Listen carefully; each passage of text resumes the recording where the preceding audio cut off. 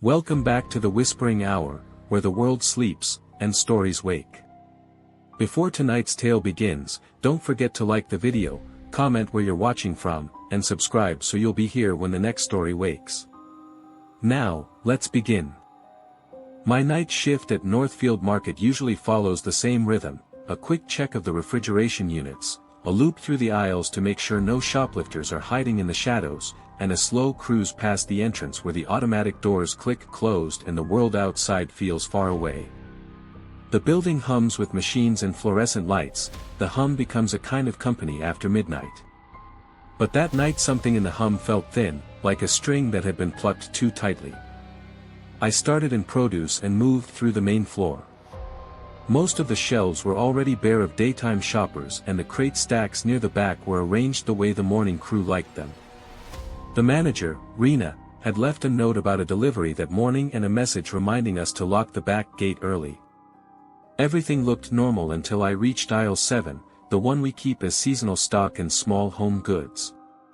The lights above that aisle were off, which happens sometimes when the ballast flickers, so I hit the switch on the wall and pushed the cart forward to keep an eye on the bulbs.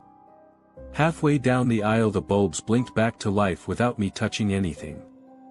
The strip above aisle 7 glowed steady then dimmed twice, and the motion sensor on the end of the shelf clicked though there was no movement other than my own.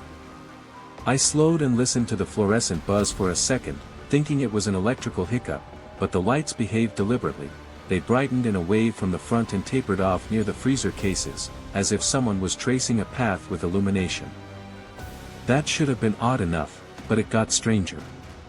On the linoleum running just past the shelf I noticed faint marks like the wheels of a small cart had been dragged along. The marks were not new scuffs or manufacturing residue. They were shallow lines of dust organized into a pattern that led toward the middle of the aisle and then stopped abruptly. I crouched to inspect them and found a little scrap of paper tucked under the lip of the shelf. It was a child's drawing, a crude house, a stick figure and a tiny heart in the corner. The paper felt dry, and someone had folded it neatly. I left the scrap where it lay for a reason I couldn't explain and pushed my cart slowly forward, calling into my radio without expecting an answer. "Amir, you got eyes on aisle 7?" I said. His voice came back calm, a static whisper through the channel. "Feed's fine here. Nothing weird." I glanced up at the ceiling camera and the monitor in the security room. The angle showed my moving shadow but no one else. Still, the drawing made the hairs on my arms stand up for reasons I couldn't name. I began a sweep of the aisle, checking boxes and peeking behind stacked tins. There's a rhythm to this kind of work where your hands memorize the count of cans as your eyes scan the labels. Tonight my hands felt uncertain. Small things that usually let me move on, a price sticker, a bent box, caught my attention longer than they should. On the second pass past the freezer doors I saw the drawing again, taped to the inside of the glass with clear packing tape. It adhered flat and neat, the little heart still in the corner. I radioed Rena.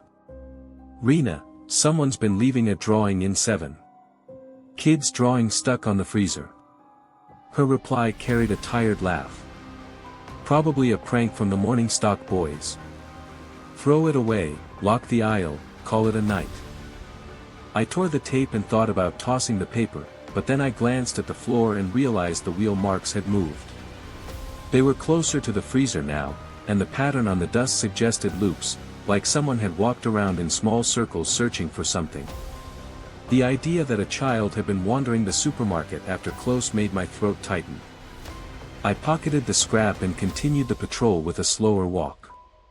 Around 1 in the morning the delivery bay clipped its lock into place and the overhead speaker announced a software update ping. The store felt secure, and the motion sensors showed nothing beyond my slow sweep. Yet the lights in aisle 7 continued to behave oddly. They brightened for a moment then dimmed, not because of me but as if a path of light was making slow, deliberate passes across products and floor. It was subtle and almost polite, but it kept drawing my attention. I moved to the back aisle and checked the night stock, the crates and the pallet jack. While I was cataloging damaged boxes, my radio chirped with Amir's voice and then cut. When it returned he was quieter. You see anything on camera 7? He asked. Feed's okay here, I said. Why? It keeps switching from live to black for a second, then back. Must be a glitch, he said. I could hear the unease in his tone now. Our monitors show us everything that moves. They don't show scribbled drawings or footprints unless there's a body moving things. I walked back toward aisle 7 and felt the cold slip faster along the linoleum. When I pulled open the freezer door to check internal temps, the glass fogged at the top as if someone had been breathing near it. I wiped with the back of my sleeve. The drawing was there again, this time taped to the outside of the freezer with the tape folded over like a tab. It had not been there a half hour ago. I took the scrap and unfolded it fully. There was more to the drawing now. In the lower corner someone had written a short message in pencil, I was here. The pencil marks were light, like they had been pressed by a small hand more worried about neatness than pressure. I felt a cold flush across my neck. The rational part of me said vandalism, kids, bored teens breaking in and playing. The other part, the one that works nights and knows the little way silence accumulates, made me think of something else. I called Amir and told him to check the back cameras again. Pull footage from the bay starting at midnight, I said. I saw on the monitor a faint loop where the camera lost a frame and then regained it, exactly where the lights had flicked. The timestamp showed a 2-second gap, nothing visible in the feed, and then the camera resumed as if nothing had happened. There was no figure stepping in. There was only that odd in-between. While the footage rewound I paced the aisle. The store smelled like frozen dinners and disinfectant. My flashlight beam cut across stacked boxes and branded labels. The drawing in my hand felt warmer than paper should be. I set it on the shelf for a moment to get my gloves, and when I turned back it had moved a little, nudged toward the edge as if someone had pushed it with a fingertip. Okay, I said aloud to no one. This is weird. I checked the stockroom door, the emergency exits, and the list of scheduled deliveries. Everything else checked out. The motion sensors were quiet and the alarm logs showed no forced entry.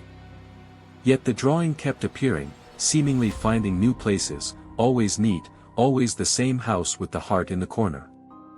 Around 2:10 a.m. the store's central lighting did a soft cycle and for a moment the power dipped. The overhead hum slowed. The freezer doors hummed differently and the aisle 7 lights brightened at both ends, bathing the middle in a warm rectangle of brightness. In that rectangle, etched faintly into the dust on the floor, I could make out the pattern of small footprints, too small for a grown person, not quite the sweep of a child running, but small, deliberate, and leading directly toward the center of the aisle. I followed them with my flashlight. The footprint stopped beside a stack of box tea sets, and there, placed like an offering, sat a small plastic cart with one of the retail store's toy figurines in it. The figurine faced the shelf as if it had been looking for something. Someone had arranged the scene with patience, not chaos, and the thought of someone being careful in the store after hours made my fingers go numb. I called Rena. Her voice came through with a new edge of concern. If there's someone in the building, I want you on the phone until the patrol arrives. You think it's squatters? I asked. No. Stay put and don't touch anything until Amir gets there, she replied. I stood in the middle of the aisle with the little plastic toy at my feet, the drawing in my pocket, and the monitor showing an empty camera feed where 2 seconds had gone black. The humming of the refrigeration unit seemed louder, and the air tasted faintly metallic. For a long minute I thought about the child who might have been here and what had happened to them. The rational checklist kept trying to organize the scene: thieves, pranksters, power surges, yet the clean arrangement of items argued for something else: intention. When Amir arrived, the patrol door opened quietly and he walked in with his flashlight ready. He checked the aisles methodically and looked at the camera playback, then at me. You saw the marks? He asked. Yeah. And the drawing keeps moving, I said. He rubbed his forehead. I'll sweep the storage rooms.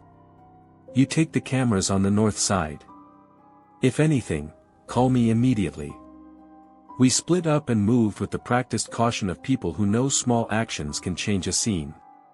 The rest of the night felt taut, like a wire waiting to be strummed. Amir radioed about another 2 minutes later, voice low. North corridor camera shows nothing but a quick blink. No figure. No entry. Cameras are clean apart from a 2-second drop. The patrol arrived at 3 a.m. and did a thorough check. No forced entry. No signs of anyone sleeping in the alcoves. They took the drawing as evidence and left a patrol for the next 2 hours. The store returned to its standard rhythm, the hum of machines, the glow of emergency lights, the watchful gaze of the security monitors. I tried to get some work done, to price check a stack of boxes, but I kept looking up at aisle 7. When morning came, the morning crew unlocked the doors and walked in like nothing had happened. One of the clerks laughed at the sight of the toy and the drawing, assuming it was a prank. Rena took the paper and smoothed it out carefully, then looked at me. "Someone's got a strange sense of humor," she said, but she didn't sound convinced. I kept thinking of the 2-second blackouts, the neat placement of the objects, and the small footprints that had stopped like someone had simply stepped away. Months of night work have taught me that not everything out of place is malicious and not every quiet thing is harmless. Some nights the building remembers people who used to be here, and sometimes those memories leave small marks like tape on a freezer or a toy facing the shelf. Later that week the patrol sent me a short note. No forced entry had ever been recorded on the night in question, and nearby CCTV showed no one entering the service door. The drawing remained in the evidence box for a while until the missing child reports came back with nothing. No one had been reported missing from the area. I still check aisle 7 when I do my rounds. Sometimes I catch the corner of my eye and imagine the tiny footprints returning, a soft line across the dust, and I savor the strange, careful order of the toy and the drawing. I don't tell the morning crew that the paper moved by itself, or that the camera dropped a frame exactly when the lights made their slow pass, because there's a line between what we call a prank and what we call a trace. But at night, when the store hums in long, patient waves, I find myself listening for small things, the wheeze of a cart that shouldn't be moving and the careful rustle of a paper placed where you will see it. You're listening to The Whispering Hour, another story begins. My shift officially starts at 11, but I always come in a little early to walk the aisles before the rest of the night crew arrives. The supermarket feels different when it's empty, less like a place people shop in and more like a large, breathing thing holding its own kind of slow heartbeat. The lights buzz, the refrigeration units exhale cold air in steady bursts, and the automatic doors settle into their locked state with a soft click that marks the beginning of our quiet hours. That night I grabbed my clipboard and headed toward the storage area first. Boxes from the evening delivery were stacked in a neat row, exactly the way our restocker, Jonah, preferred to leave them. He was a tall, quiet guy who rarely spoke unless spoken to, but he handled aisles like an artist, arranging shelves with a care that made the morning shift happy. The last time I'd seen him was earlier that afternoon when he waved on his way out, lunchbox in hand. I started logging the boxes when I noticed something odd. One of the pallets Jonah usually wrapped tightly with plastic was half undone. The plastic hung loosely around the base as if someone had peeled it off gently and stopped halfway. I checked the schedule, no one else was assigned to this room after closing. I figured maybe Jonah forgot, though that didn't seem like him. I walked out toward aisle 4, where the cleaning supplies were kept, and froze when I saw a stack of fresh items already placed neatly on the shelf. They weren't scheduled to be stocked until morning. Worse, the boxes were cut open cleanly, the kind of precise work Jonah always did. The clock read 11:18 p.m. No one had access to the back since closing. I radioed the night manager. "Rena, did Jonah come back tonight?" "No," she said. "Why?" "Stock's been updated. Looks like his style." She paused. "Check the cameras." I moved to the security monitor behind the counter and pulled up the feed for aisle 4. At first glance it looked normal, but when I scrubbed back 20 minutes I caught a flicker, a brief moment where the camera glitched. The image went static, then returned. During the glitch, the boxes on the shelf had changed positions. No shadow, no figure, just the shelf rearranged. I ran a second playback, same thing. I returned to aisle 4 and walked the length slowly. The shelves were perfect, too perfect, lined up the exact way Jonah always arranged items, labels facing outward with a small space between each product. Most Night Stalkers didn't care about spacing like that. I turned into aisle 6 next, and my breath caught. More fresh stock. The same precise spacing. The same neatness. The same corners folded back on the packaging the way Jonah used to do when he opened cartons with his cutter. But Jonah wasn't here. I walked back toward the stockroom, shining my flashlight into corners. The pallet he left half-wrapped earlier was now fully wrapped again, the plastic stretched tight and tucked under the base like he always did it. I double-checked the time logs, no one had badged into the door except me. I took a slow breath and walked toward the heavy back door that led to the receiving area. The sensor light above it flickered on. I checked behind the crates, past the mop station, even under the metal table. Nothing. When I came back into the main store, one of the aisles further down had its lights flicker twice, like someone had walked through and the motion sensor picked up a shadow. I walked toward it with the flashlight raised. Aisle 9, canned goods. Every can was perfectly aligned. Every label faced me. Someone had clearly been here minutes before. I checked my radio again. Rena, I think someone's inside. Something's moving shelves around exactly how Jonah used to. Security door logs, she asked. Clean, I said. Footsteps, none. She exhaled sharply, sweep again, I'll check the cameras. I continued down the aisle, checking each shelf carefully. The smell of cardboard and metal cans blended in a way that reminded me of afternoon shifts when Jonah would whistle while opening boxes. The store was painfully quiet now, the kind of quiet that felt like the air was waiting for something. Midway down the aisle, I noticed a small piece of paper folded neatly and tucked behind a can. I slid it out. It was one of our stocking slips, the kind Jonah always handled. On the bottom corner, he had a habit of writing the time in tiny neat numbers. This slip had a time, 11:06 p.m. An hour after the store closed. 3 hours after Jonah had already gone home, or so we thought. I pocketed the slip and walked quickly to the stockroom again. The smell of cardboard was stronger now, as if boxes had just been opened. I checked the far corner where old display items were kept and nearly jumped when something clattered softly. A cutter, the kind Jonah always used. It lay neatly on top of a sealed box, as if someone had placed it there gently. My hands were sweating now. I reached toward it, but before I touched the cutter, the scanner gun on the shelf above powered on by itself with a short beep. Those scanners only activate when someone picks them up. No one was near it. I stepped back and checked the camera feed on my phone. Aisle 4, aisle 6, aisle 9. All 3 feeds glitched at the exact same second, 12:02 a.m. 3 aisles, 3 stocked sections, 3 glitches, 1 pattern. I called Rena again. Something stocking shelves in real time. I'm telling you, it's Jonah's pattern. Her voice lowered. Jonah hasn't been the same since last month.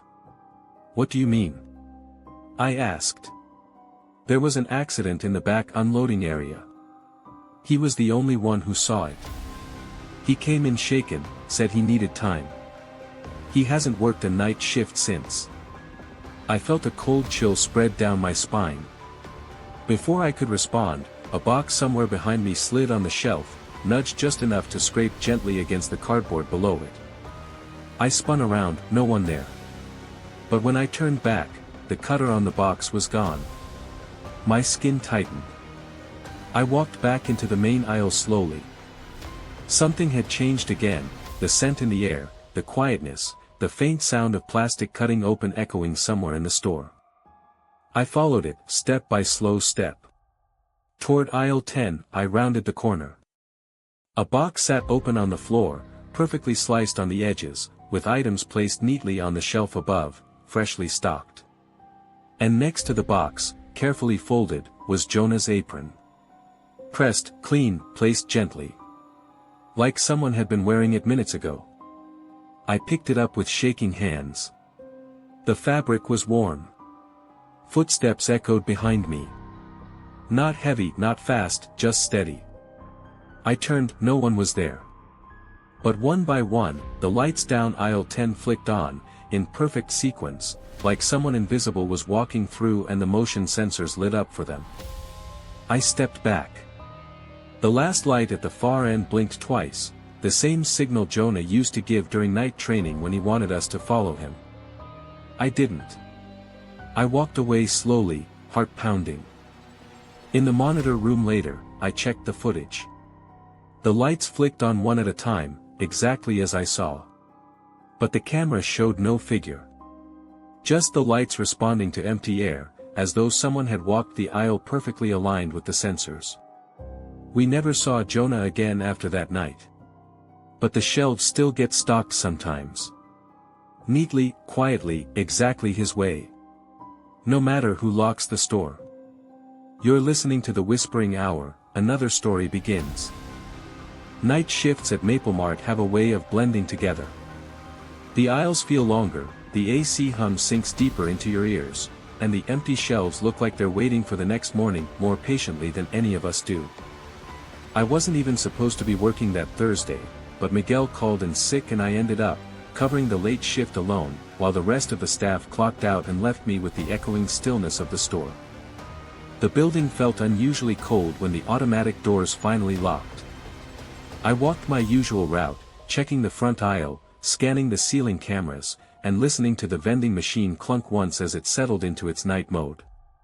Everything seemed normal at first, produce was quiet, bakery was dark, and the freezers hummed in the same slow rhythm as always. Then I reached the small price check kiosk near aisle 3, it was on. The little red scanner light blinked slowly, the display glowing a faint orange. I frowned because that machine always powered down automatically at closing. I walked toward it, and the infrared beam flickered like it had just scanned something. The machine beeped once. Then a thin strip of receipt paper fed out from the side, I pulled it gently. The receipt was blank, except for one line at the bottom. Wait. I stared at it for a long second, trying to figure out whether someone was playing a joke, but I was alone in the store. I crumpled the slip and tossed it in my pocket. Machines glitch all the time, especially these old scanners, so I moved on. When I came back 3 minutes later, another slip was sticking out. This one said, "Don't go to aisle 5. I felt the cold crawl deeper into my chest. The scanner was not supposed to print anything, unless a barcode was scanned. And definitely not messages. I radioed Rena, but she didn't pick up, probably already asleep at home. I checked the maintenance logs. Everything showed green. The system thought the scanner was off. I pulled the next slip. He's still here. I paused. The store was silent, except for the low hum of coolers and the soft vibrations from the ceiling lights. I released a quiet exhale and stepped away from the scanner. As I moved toward the end of the aisle, I heard something faint, a small plastic clatter coming from aisle 5, exactly the place I was told not to go. I rounded the corner and froze. Every single cereal box on the middle shelf had been pulled halfway out, perfectly evenly spaced, like someone had drawn them out with careful fingers. The boxes sat in neat rows, too neat. The last time I saw spacing like that was when our old night manager, Riley, used to reorganize shelves when she got bored. She left 3 months ago after an incident in the back freezer area. None of us asked for details. She didn't offer any. I stepped closer to the cereal display and felt the drop in temperature instantly, like stepping into a walk-in cooler. I touched one of the boxes, ice cold. That shouldn't happen in the dry aisle. I turned back toward the scanner, and as I did, the machine beeped again, a short, urgent beep, another slip. Don't turn around. My breath stopped. Then the machine printed again immediately. If you do, he will follow you. I didn't move for several long seconds. The cold in the air deepened until I could feel it on my arms, like someone standing just close enough behind me to chill the space around us. I didn't turn. Instead I walked backward, slowly, keeping my eyes fixed on the little glowing screen of the price checker. When I reached the corner of aisle 3, the cold faded. I finally inhaled. I checked the camera mounted above me on the ceiling, they were all pointed correctly, green lights blinking. No malfunction. I went to the security desk and pulled up the live feed. Aisle 5 was empty. No one standing there, no boxes moving, no shelves disturbed. But when I rewound the footage from 2 minutes ago, the camera glitched. A white flash, then 3 seconds missing. Then the cereal boxes already half pulled out. No person, no motion, just missing time. I rubbed my eyes and leaned closer to the screen. On the far end of aisle 5, near the freezer corridor, a figure flickered, a shadow that stretched toward the shelves before disappearing into static. It lasted half a second, but I saw it. I checked the price checker feed next. The machine was still glowing on the camera. Something moved past it on the screen, just a blur, like a figure brushing by too quickly to catch detail. The scanner beeped again on screen. Another slip printed. I sprinted back to the kiosk, the slip said. He knows you saw him. My throat tightened. I backed up slowly, checking every corner, every freezer reflection, every ceiling panel.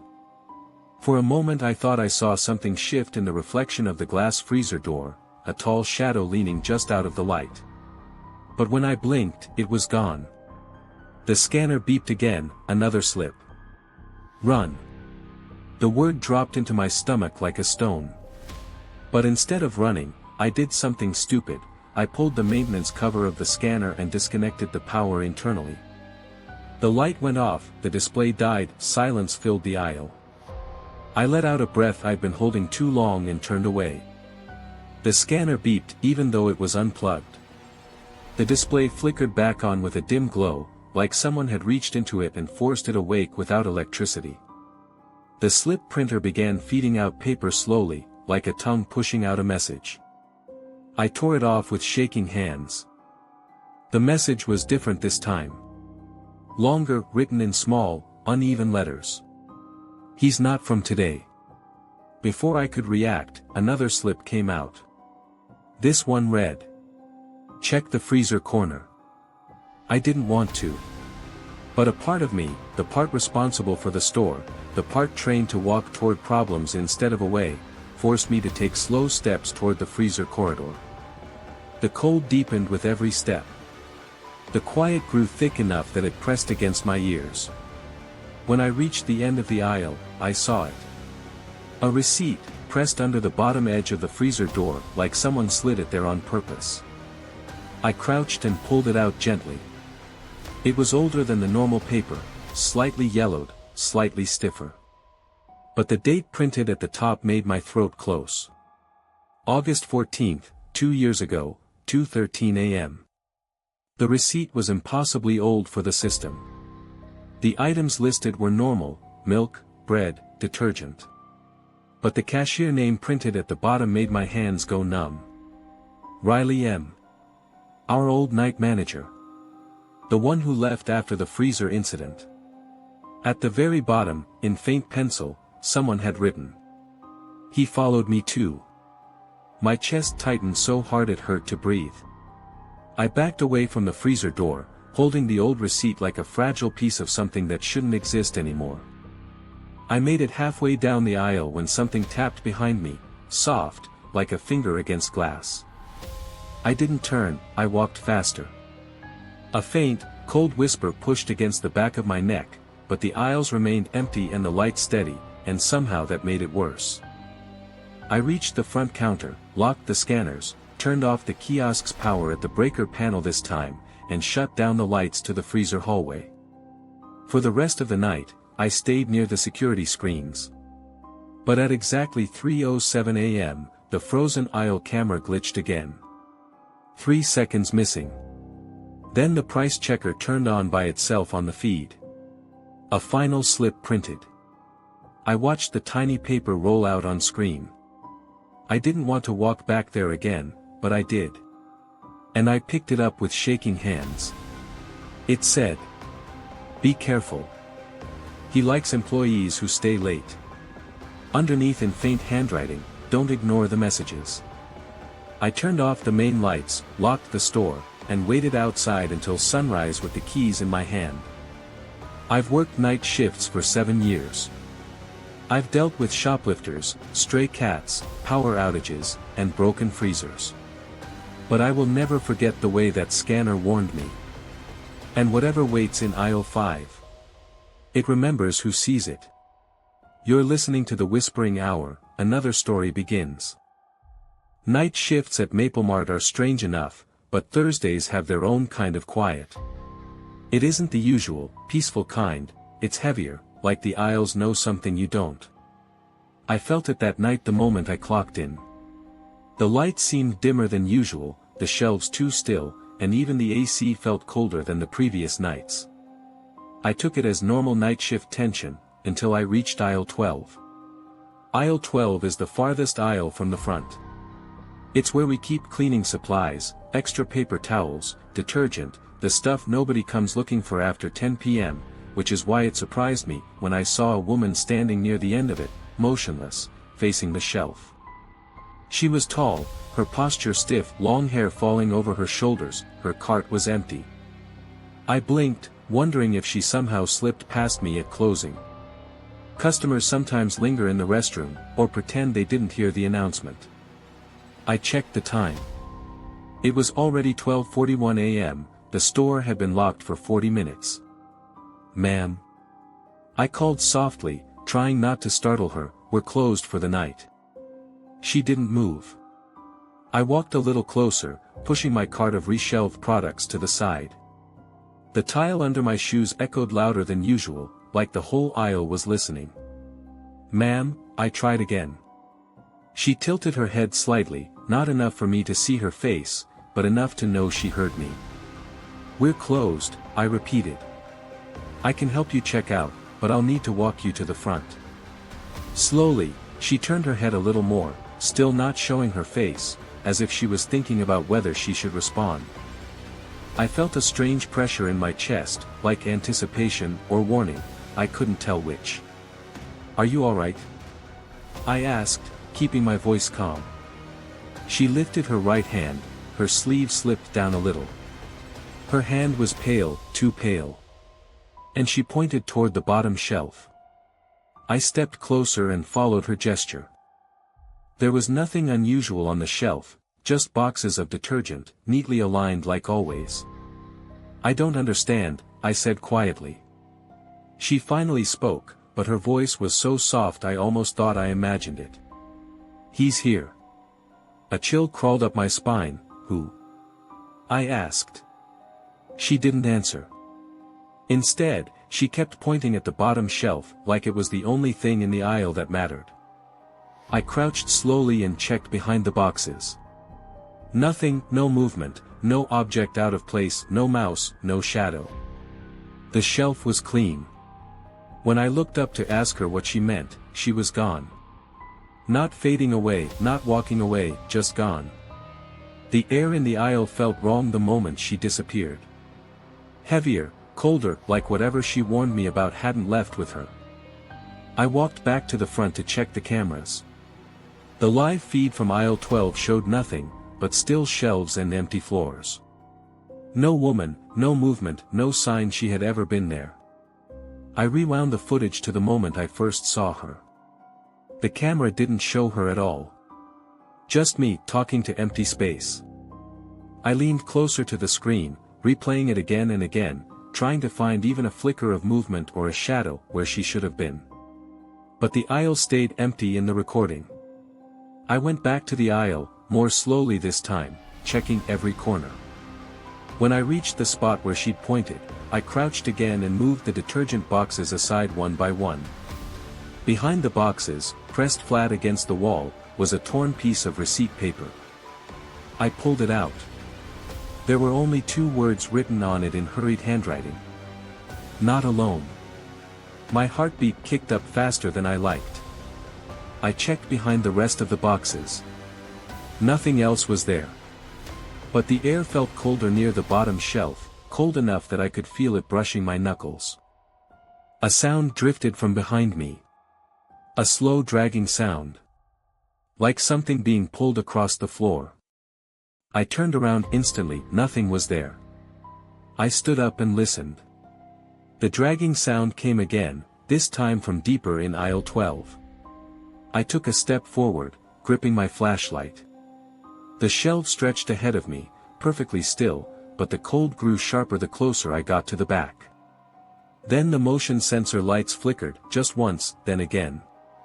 Slow uneven flickers like someone was walking under them, but refusing to show themselves. Hello. I called out, trying to sound braver than I felt. Silence. Then something shifted at the end of the aisle. A dark shape leaned out just enough for me to see the outline, tall, thin, slightly hunched. It didn't move toward me. It just stood there like it was waiting for me to make the first move. The lights flickered again. The shape leaned back slowly and disappeared behind the shelves. My hands shook a little as I exhaled. I took a few steps backward toward the front of the store. The air felt colder than the freezer aisle. My breath fogged faintly in front of me. That wasn't possible, the AC never got that cold. I reached the front desk and checked the camera feed again. This time, something appeared. A shadowy figure stood near the same bottom shelf, where I found the receipt. It wasn't shaped like the woman. It was bigger, wrong, almost stretched. The figure leaned down as if it were searching for something on the floor. Then it straightened and turned. Even though the camera feed was grainy, I could tell it wasn't facing the camera. It was facing me. The moment I realized that, the screen glitched into static, all 12 aisles blinked to black. The office lights flickered. I grabbed the emergency flashlight and backed away from the monitors. The store was too quiet now, too still. I waited for the lights to return. When they finally came back, all the screens stabilized, except one. Aisle 12 was still dark. I walked to the edge of the hallway where the aisles begin. My breath felt tight as I shined the flashlight down, each one from a distance. All of them were empty, until I pointed it at aisle 12. Something stood halfway down the aisle. The same tall figure, still facing me. I didn't move. My flashlight trembled slightly in my hand. The figure took one slow step back into the dark. Then another and another. Until it melted into the shadows and vanished completely. The aisle stayed empty. I waited a full minute before stepping closer. I scanned the shelves again. Nothing, everything looked perfectly normal. I started to walk away when I saw something on the floor. Another receipt, freshly printed. I picked it up, the message was short. He follows whoever sees her. The paper trembled in my fingers. I looked toward the back of the aisle where she first stood, but nothing was there. I locked the aisle, shut off the lights, and stayed in the front room until morning without checking the cameras again. And now I understand what she really meant when she pointed to the shelf. She wasn't showing me something, she was hiding from something. And whatever she was hiding from is still somewhere inside this store. You're listening to The Whispering Hour, another story begins. Most people think the scariest part of a supermarket at night is the freezer section, or the dim aisles that stretch longer than they should. But for us night shift workers, the real place nobody wants to go after midnight is the stockroom stairs. They lead down to a lower storage area we barely use now, filled with old holiday decorations, broken pallets, and clearance boxes that never make it upstairs. The lights flicker there even when the wiring is fine. The temperature never stays stable. And the worst part, the stairwell always feels occupied, like someone is standing 2 steps below you, even when the place is empty. I avoided those stairs for months, but on Wednesday night, the delivery scanner glitched again and marked 3 boxes as missing in lower storage. When something shows up as missing in that system, we have to check, otherwise it flags management.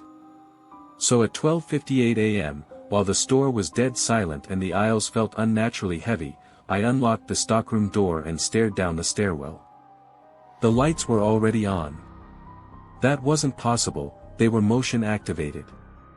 I stood at the top step and waited, listening for anything: forklift wheels, dripping water, the hum of the old basement AC. But all I heard was a long, low buzzing hum from somewhere below. I took a breath and started descending.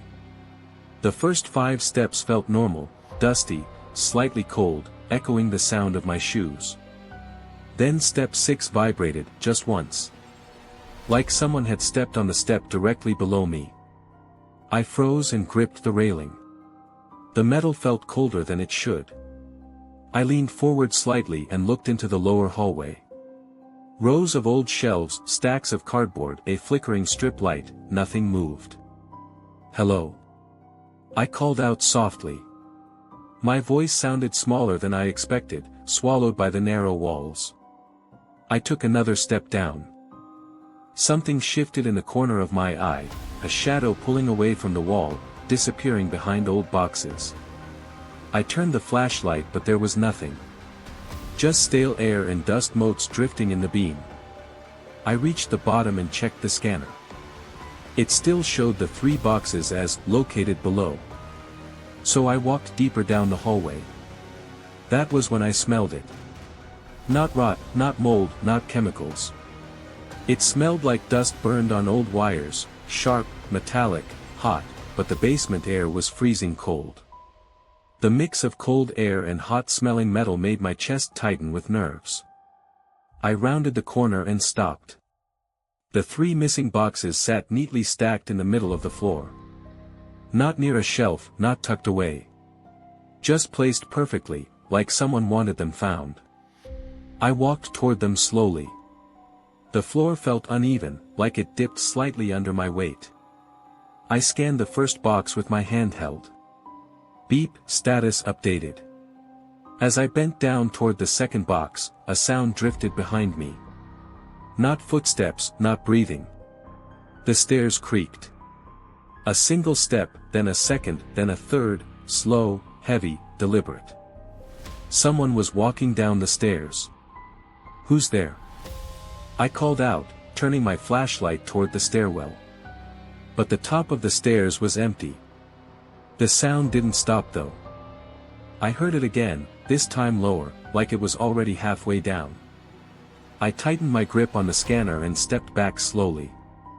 The basement lights flickered slightly, then steadied. The next creak came from the very bottom step.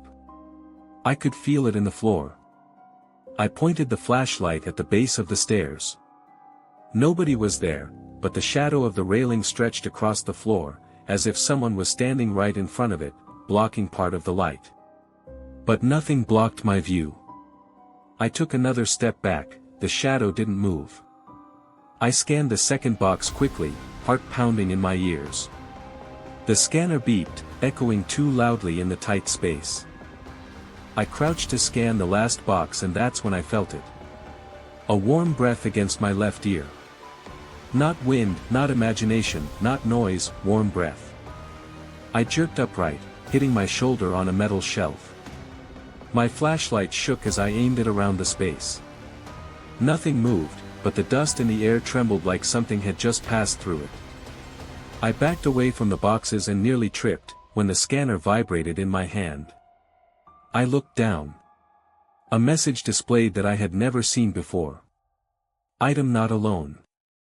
I blinked, thinking it was a glitch, but then the scanner vibrated again, harder this time, and a second message appeared. Leave now. My throat tightened. The scanner had never displayed words. Only errors, codes, numbers, not messages. I didn't need a second warning. I stepped backward toward the stairs, but the moment I reached the bottom step, something else happened. The light at the top flickered. Then dimmed, then shut completely off. Only the basement lights remained on. I looked up into complete darkness, the stairwell a black tunnel of concrete steps leading nowhere.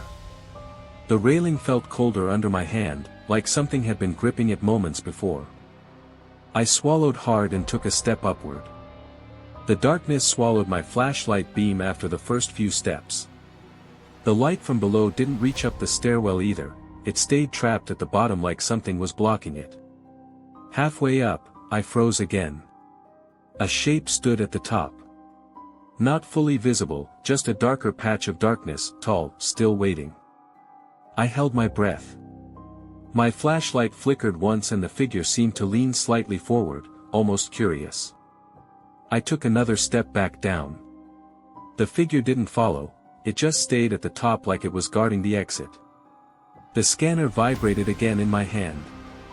The display glowed faintly. "Don't look at him." I kept my eyes on the floor and focused on breathing steadily. I didn't know where to go. I couldn't stay in the basement, but I couldn't walk past that shape either. Then I heard a different sound. Movement, but not from above. From behind me, very slow, very careful. Something shifting its weight on the concrete. Then, a soft drag of fabric. I turned my flashlight behind me. The light hit an empty aisle of old storage shelves. But the dust in the air was moving. Like something invisible, had walked through it seconds ago. I snapped my light back to the stairs, the figure was still there, closer to the first landing now, waiting. I took a slow breath and did the only thing that made sense. I kept my eyes low and walked straight up without looking directly at it. My heart thudded wildly.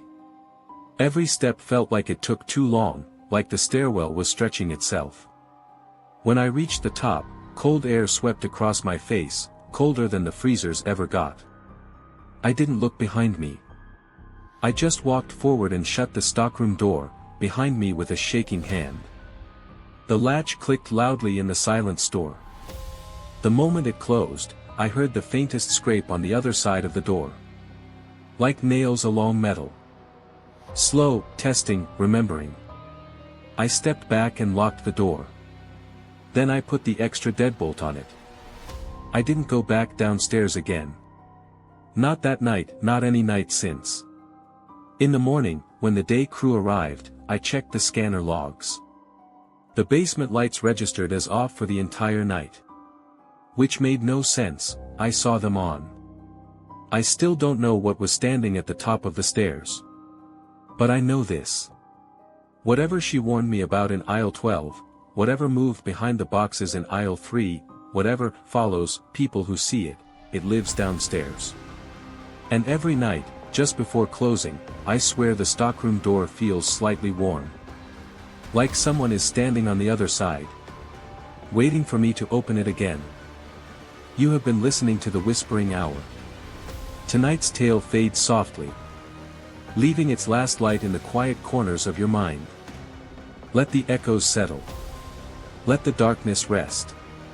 Good night.